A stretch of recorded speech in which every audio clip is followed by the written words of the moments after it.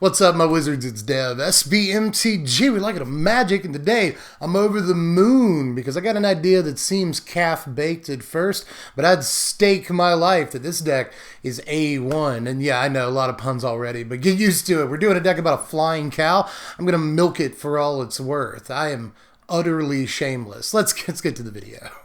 Yo, I'm sorting through some heinous haters like a pooper scooper. I'm just trying to take my life like a Koopa Trooper. I'm Double Mario, that mean I'm super.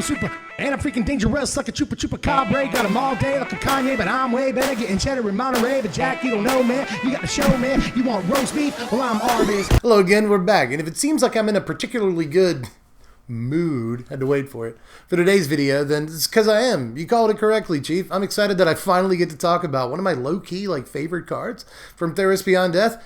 That's Archon of Falling Stars. Well, first of all, a lot of reasons to like this card, but there's a flying cow. There's a flying cow in the artwork. I don't know if you noticed, it seems to be the first thing everyone notices about this card. There is a guy riding the cow, but don't let that ruin it for you. Don't let that take you out of it. I'm here for the flying cow, but I'm also here for the ridiculous combo potential on this thing. The death trigger is unbelievably exploitable, and I've seen a bunch of people put together a bunch of cool little combo brews with Archon of Falling Stars, which, by the way, third reason to like this card, really cool name. Archon of Falling Stars, evocative. But anyway, I've seen a bunch of people put together brews with this deck already that have impressed me, but if I'm going to do it, I'm going to go as big as possible. We're going to go infinite with our cowses. But anyway, how do we go infinite? You're probably asking. You clicked on the video and you've listened to my babbling for this long, so let's actually tell you how you do the thing. You'll also need Woe Strider, Kaya's Ghostform, and Cruel Celebrant. Or should I say Mool Celebrant or Kalya's Ghostform? No, I should not. I should not say those things. Those are terrible puns. I immediately recognize that and apologize for subjecting you to them. But anyway, on to how to actually kill your opponent with this combo. You want to start by having all three of these creatures on the battlefield. Now, quick disclaimer, to start going infinite, you don't actually have to have all three of these creatures out at the same time. I'll elaborate on that in a moment, but to actually kill your opponent with this combo, you do need all three of these creatures out. So start with that. Then, you want to cast Kaya's Ghostform and put it on the Archon of Falling Stars. At that point, you can sacrifice Archon to Woe Strider. That will trigger three things. First of all, Cruel Celebrant will go off, dealing damage to your opponent and gaining you a life in the process. Kaya's Ghostform will go off, which allows you to bring back Archon of Falling Stars. And then Archon of Stars' death trigger will go off, allowing you to return the Kaya's Ghostform to play and put it on the Archon of Falling Stars again. At this point, you're in an infinite loop. Congratulations. All you have to do is continue to sacrifice Archon to Woe Strider over and over and over, deal damage and gain life with Cruel Celebrant, and then bring back Archon of Falling Stars and put Kaya's Ghostform on it again as many times as you want to. I think the appropriate number of times is Heinz 57. Note that even if you don't have a Cruel Celebrant at the time, so long as you have the other three pieces of the combo, you can still get infinite scries by sacrificing Archon to Woe Strider and bringing it back with Kaya's Ghostform over and over. At that point, you can just scry Cruel Celebrant to the top of your deck and draw it with a Hateful Eidolon or say a Castle Locthwain, whatever you've got laying around, and at that point you can just proceed to finish them with the combo, but you don't need every piece of the combo to start the combo. The combo finds itself, and there's also the fact that if you have a Woe Strider at some point in the game and your opponent removes it, you can just escape it out of your graveyard. You've always got it in your back pocket, so this combo doesn't seem as difficult to put together as it first looks on paper. So in other words, it might be a 4-card combo, but it's not bull. I promise you that much. But anyway, the problem at this point is building the rest of the deck around this combo. How do we find this 4-card combo? Because 4-card combos are tough to get. No matter how easy they are to set up in context, it's still going to be difficult to find 4 cards, get them all on the battlefield at the same time. So how do we most effectively build around this combo shell? Well, I've already mentioned Hateful Eidolon. We're playing 4 copies of that. No matter what, it really aids our game plan in a number of different ways. There are a couple of dimensions to this card in this deck, but we need it first and foremost because we can get infinite draws off of the same combo. Again, even if we don't have Cruel Celebrant out, if we have the other 3 pieces plus a Hateful Eidolon, well, every time our Kaya's Ghost-formed Archon dies, we'll draw a card, which means that we can get that Cruel Celebrant eventually, or any other pieces that we might need to deal with what our opponent's doing at the time. Now, we're also playing 3 copies of Ephemia the Cacophony because we're running a little bit of an enchantments theme here. We want to draw infinite cards with Hateful Eidolon, which means that we want to play these removal enchantments, these black enchantments that give our opponent's creatures minus something, minus something. They are particularly good with Hateful Eidolon for helping us draw into combo pieces. So we know we're going to play those anyway, so since we're playing so many enchantments, why not also play Ephemia? This allows us, especially if we get turn 1 Hateful Eidolon, turn 2 Ephemia, to set up a pretty nice little aggro base of operations in the early game, especially if we can, kill one of our opponent's creatures with a deadweight or a Mire's Grasp or something like that. At that point, that converts into sheer card advantage for us where we can extend our board state. And note, too, that all of these tokens that Ephemia will end up creating for us not only attack and block really well, which can extend the game to help us get the combo in the case of blocking, but can end the game if we don't find the combo in the case of attacking. But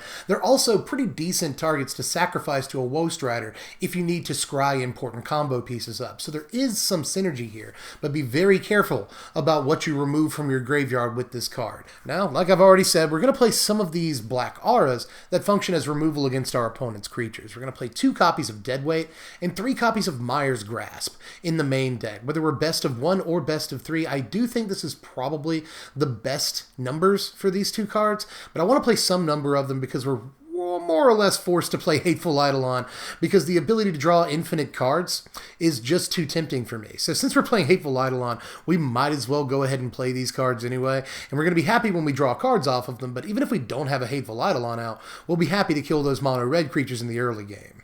But we're not quite done with enchantments. We got a couple left in the deck because we have to be fairly heavy on enchantments, but one that I like a lot and fuels a lot of what we got going on here is Timurit Calls the Dead. I'm playing all 4 copies of this card. This not only fuels Ephemia, but it fuels the combo a little bit. Sometimes this will put Woe Strider in our graveyard so we can escape it out. Sometimes this will put Akaya's Ghostform in our graveyard so that we can Archon it out somehow. There's a lot of ways that this can benefit our strategy. We have ways of reamunating things in this deck, so putting stuff in our graveyard is almost never a bad thing, but just like Ephemia, be very careful about what you end up removing from your graveyard. But at the same time, this will fuel the escape cost on Woe Strider. There's just so many reasons to play Timurit Calls the Dead, and just like Ephemia, its real partner in crime has always been Ephemia.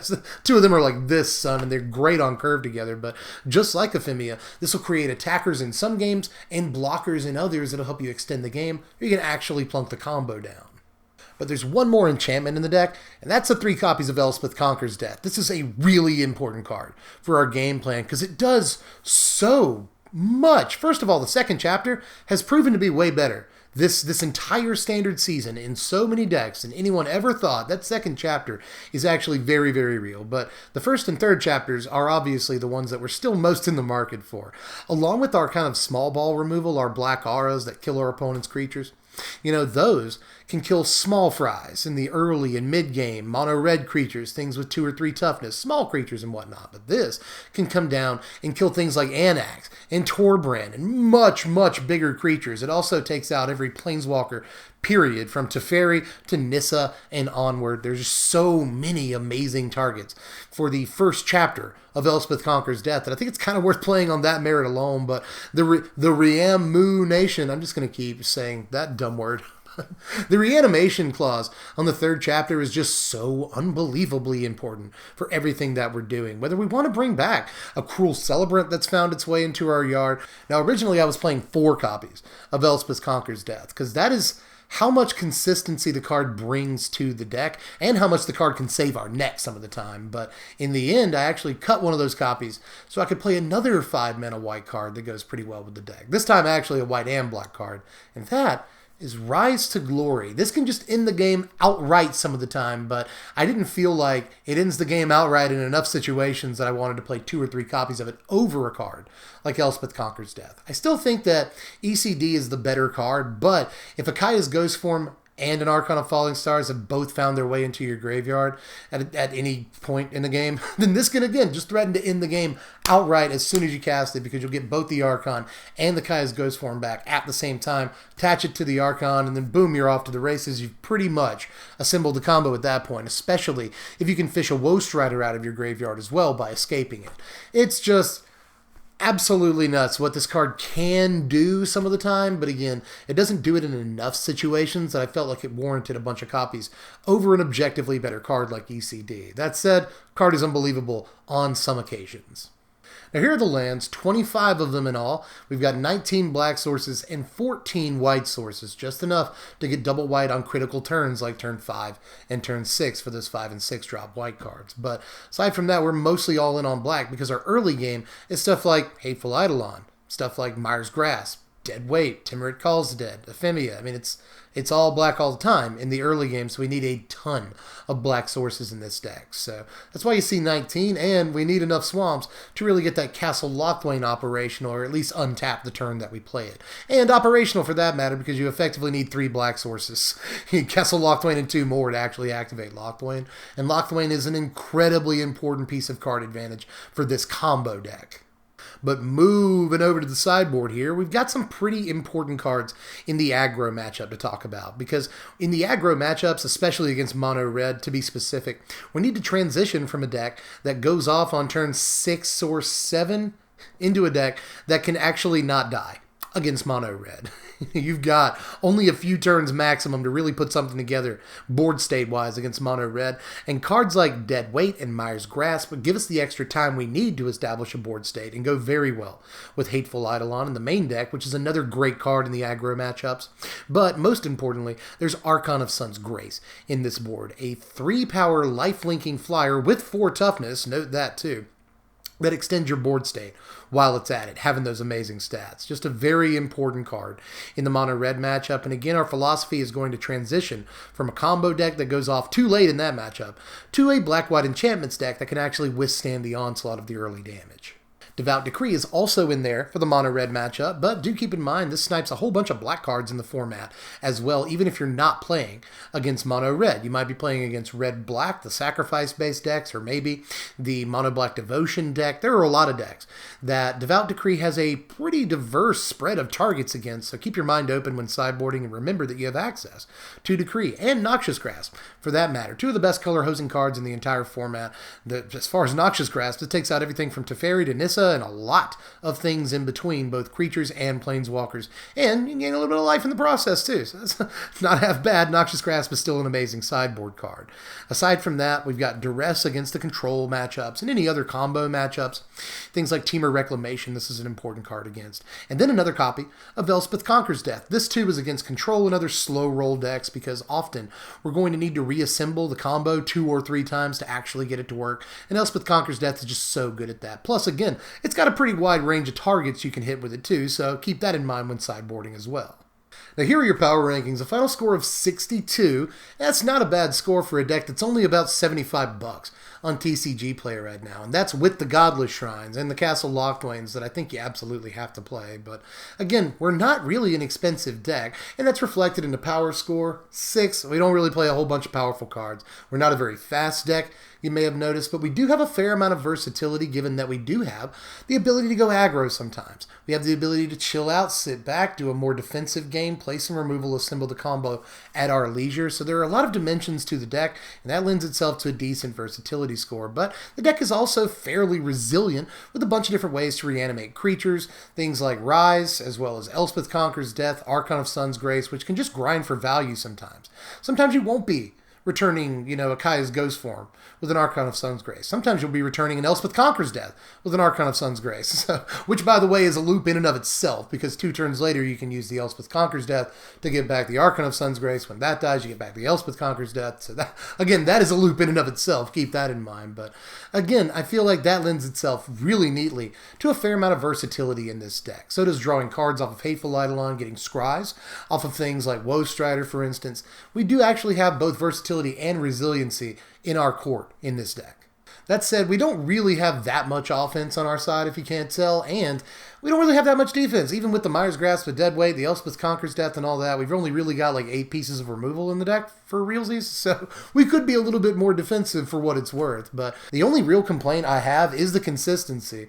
And even though 7 looks like a relatively high score, if you've been watching the channel for a while, you know the decks that dip into the 7s in consistency aren't actually super consistent decks. You can draw the wrong half of your deck, just like any mid-range deck or any combo deck for that matter, where you just never get anything going. A 4-card combo is never going to be consistent unless you have, 1 mana ways to tutor it up and blah, blah, blah. I mean, I guess it's possible, but at the end of the day, this is still a 4-card combo. So if your definition of consistency is how often does it actually put the combo together, it's a 7.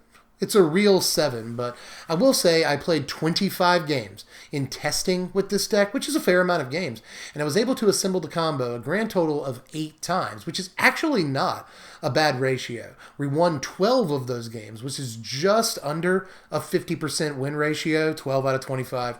So that means that we won some games by not even putting the combo together. You can do that some of the time, but if you want a ratio of actually being able to put together a 4-card combo and win the game, I think 8 out of 25 is not so terrible, and it feels really good to actually pull it off.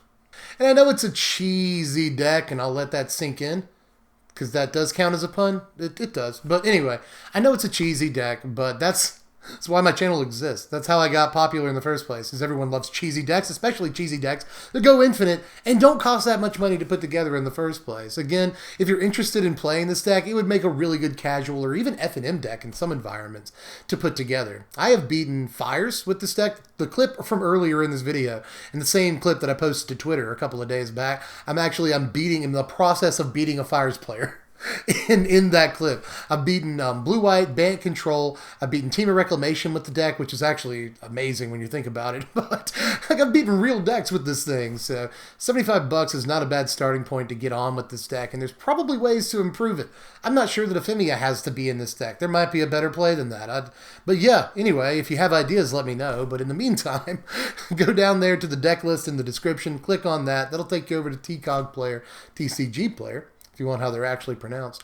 But they're the cheapest place to get the deck right now, and pretty much always, because they're just a cheap place to get Magic cards. If you're interested in the deck, check that out. Like the content if you enjoyed it. I really hope that you liked this video, because I had a lot of fun. So put it in more recommended feeds by liking. It doesn't take too much effort, but if you did want to put in some work, there's a link to the Patreon. Support this content down there. It's only $1 a month to vote on what gets put on the channel in the first place. The Patreon voters voted on this, the patrons. So, if you want to be in that club and actually affect what gets put on the channel, then it's $1 a month and not much to ask. And it's currently the only reason I get to do this is Patreon. So thank you very much to all my current patrons. And if you want to jump on, you're more than welcome.